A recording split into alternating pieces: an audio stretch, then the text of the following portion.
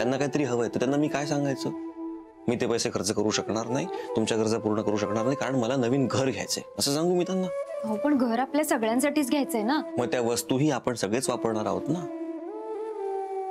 ह्यांच्याशी बोलण्यात काहीच अर्थ नाहीये. काय करायचं कळत नाही. माझ्यावर प्लीज विश्वास ठेव. अशी शांत नको बसूस तू प्लीज. माझा विश्वास आहे तुमच्यावर. Thank you so much. हाच विश्वास हवा आहे मला. चल मी आता ऑफिसला जाऊन येतो. बँगलोरून आल्यापासून गेलोच नाही मी ऑफिसला, फक्त घराच्या कामानिमित्त गेलो होतो. 2 तास तरी जाऊन यायला पाहिजे.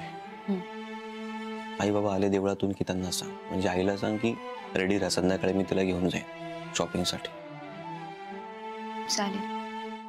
चल मोबाईल.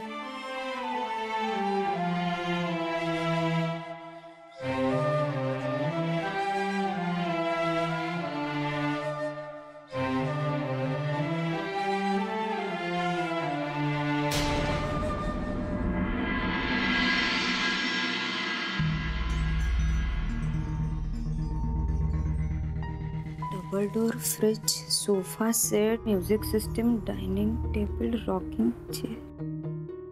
केवढी मोठी लिस्ट आहे.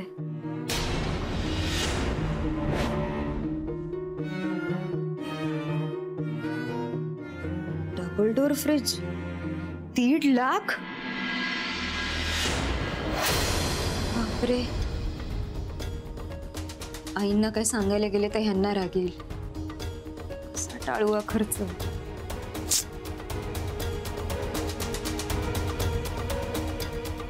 स्वानंदी ताई, नर्सरी डबा पोचून येतो. हो.